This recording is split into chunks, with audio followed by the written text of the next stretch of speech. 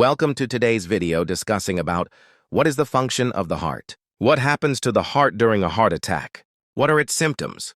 Who is at higher risk and how to avoid it? So you can understand that the video is very important. Please watch the video till the end to save you and your family from heart attack.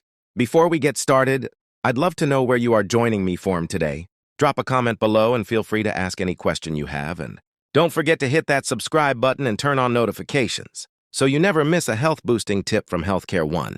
Let's see what actually happens in that place when a heart attack occurs. After seeing this, we will know who is at higher risk of this heart attack and what we have to do to avoid it.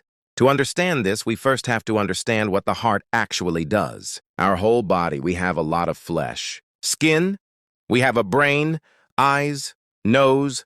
Our whole body is working continuously, and there are billions of cells in it. Every single cell needs oxygen, needs food at every moment. When you breathe, oxygen goes to the lungs. But how will this oxygen reach the whole body from those lungs? Or when you eat food, the food goes to the stomach. From there, who will reach this food to the whole body?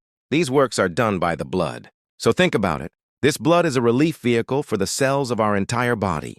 This relief vehicle collects goods from the warehouse and delivers them to the entire body. Now think about it. If this relief vehicle collects goods from the warehouse, but does not reach the entire body, then the cells of the entire body will die. For example, from the lungs where we take oxygen, the relief vehicle means the blood is taking that oxygen and transporting it throughout the body. Now think about this blood taking oxygen from the lungs and delivering it to the entire body. This continuous transportation. Who is fueling it in this transportation? The blood itself no longer has legs to walk or is in a condition to run. If you ever cut your hand, then when the blood comes out, it stays there or clots. How does the blood that is circulating continuously in the body actually happen? Who is actually controlling this movement? That is the heart.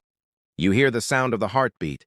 With each beat, the heart pushes blood towards the body. As a result, the blood continues to move throughout the body continuously, just as the lungs take oxygen from our cells and deliver it to them. When the cells produce carbon dioxide, the carbon dioxide produced in their various activities is delivered to the lungs by this blood. From there, we exhale carbon dioxide.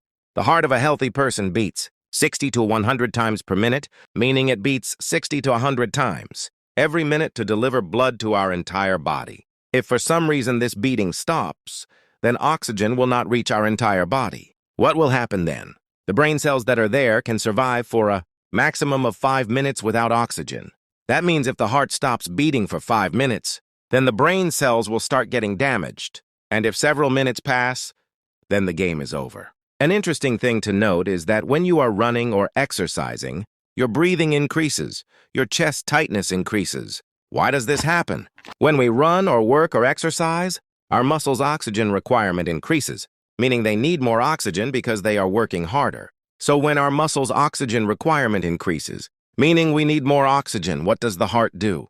It starts beating faster because it wants more oxygen-rich blood to reach the muscles, fulfilling their oxygen requirement. So to do this, it actually starts beating faster. Now where will this oxygen come from? It can't make oxygen anymore. The body doesn't make oxygen anymore. What is oxygen coming from? From the lungs. The lungs will then breathe more because they have to send that oxygenated blood to the muscles. Their oxygen requirement has increased. So this is why our heartbeat also increases. And our breathing also increases when we run. We keep doing this. Now let's see what happens to the heart at that moment when a heart attack occurs. So like other meat or muscles in the body, the heart itself is also a muscle, a lump of meat. A few days ago, many of us ate the heart of a cow or a goat during Qurbani. So this is actually just a lump of meat. So this heart that beats continuously, where does it get so much oil from?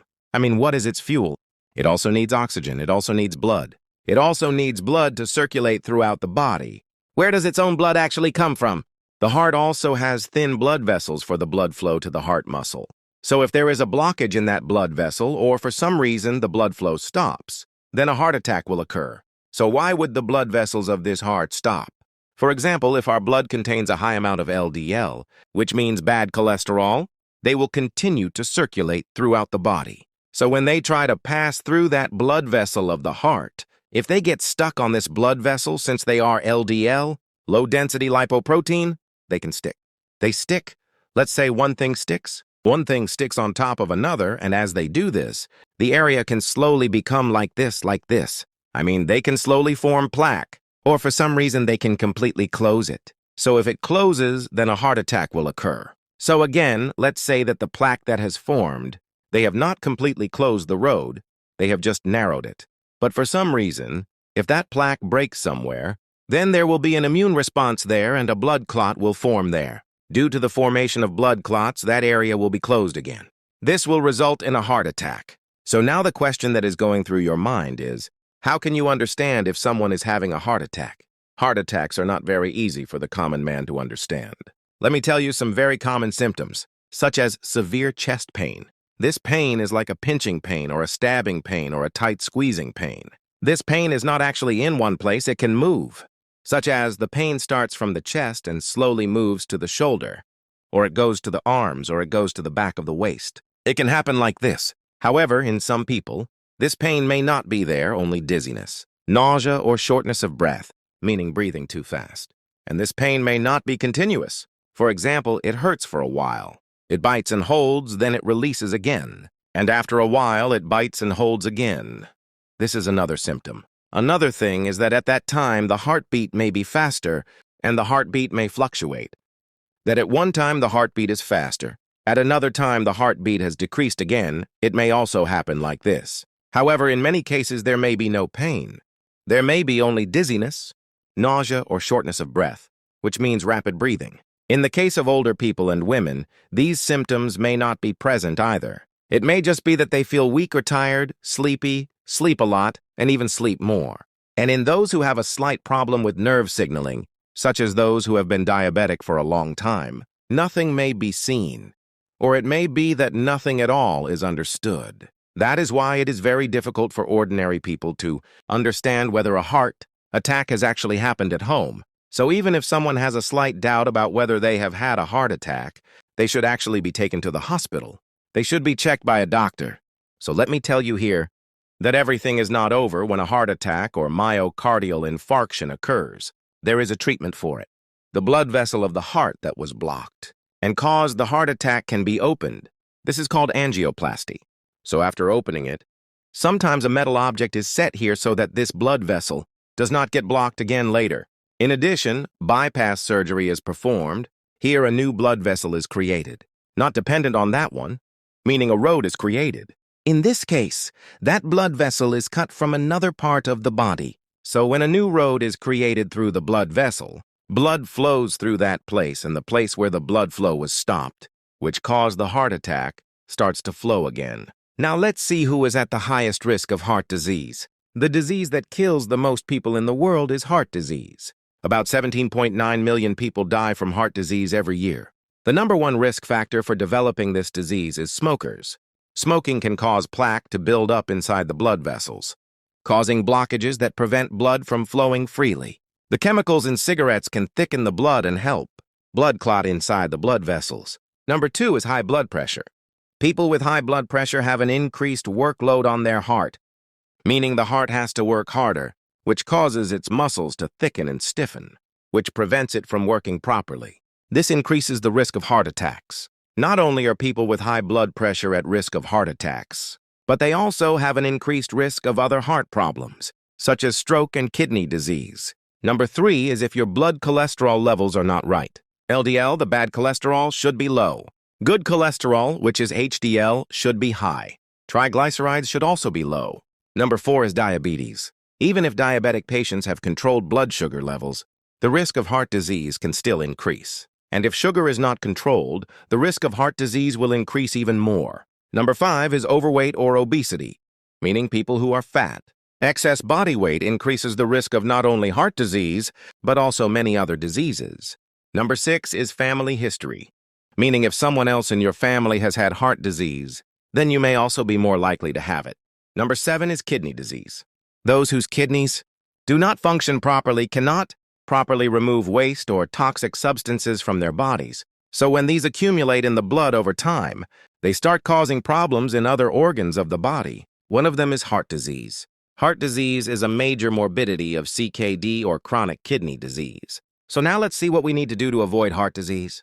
Number one, We have to eat healthy foods and avoid foods that are bad for the heart. What are good foods? You can eat lean protein, such as chicken protein or egg protein. You can eat whole grain foods, such as red rice, red flour bread. You can eat nuts, eat plenty of vegetables and fruits. What should be avoided? You should eat as little beef or red meat as possible. You should avoid trans fat foods, fried foods, baked cakes. You should avoid foods with excess sugar, soft drinks. Number 2 is to stop smoking. Those who are using e-cigarettes or vaping, that is vaping, should also stop. In addition, passive smoking can also harm you just as much as smoking. This means that if someone around you smokes, you can also be harmed by it. So you should not be around smokers. Number 3 is physical activity, meaning exercising, cycling, swimming, or running. These activities will not only reduce your risk of heart disease, they will also help you protect yourself from various other diseases. Like, it will help you protect yourself from diabetes, it will help you prevent obesity, it will help you prevent excess cholesterol from increasing in your blood. So you have to do this exercise for at least 5 days a week for half an hour. This is called 150 hours a week. That means if you skip one day, then if you do it again for an hour the next day, that will be it. That means you will make it 150 hours for the whole week. Number 4 is your blood cholesterol level. You have to keep an eye on this. So you have to do this every month. It is not like that if you want. You can do it once a year, or once every 2 years, or once every 3 years. For those who have a fairly stable level, doing it once a year is actually enough. But for those who have had a cardiac event like this before, meaning a heart attack before, or those who are at risk of heart disease, meaning those who are diabetic or kidney patients, or those who are at risk for the risks I mentioned at the beginning, it is better to have this checkup more frequently. Number 5 is to keep an eye on your blood pressure. Since blood pressure is a very big risk factor for heart disease, so is your blood pressure actually within the normal range? Or is it higher than the normal range? If there are any symptoms like high blood pressure, then treat it from the beginning and keep it under control so that it does not damage your heart later. Number 6 is for diabetic patients. Since diabetes is a very serious risk factor for heart disease, it is very important for diabetic patients to keep their sugar under control. And it is also important to monitor whether this sugar control is there after a certain period of time. And finally, for those who have heart patients, who already have some kind of heart disease, it is very important to follow up with a doctor. The doctor will check you up regularly and ask you to come after a certain time. Ask you to meet, the doctor will check you up again. So what else is there to do in between? So this is the situation. Everyone be well. Thanks for watching.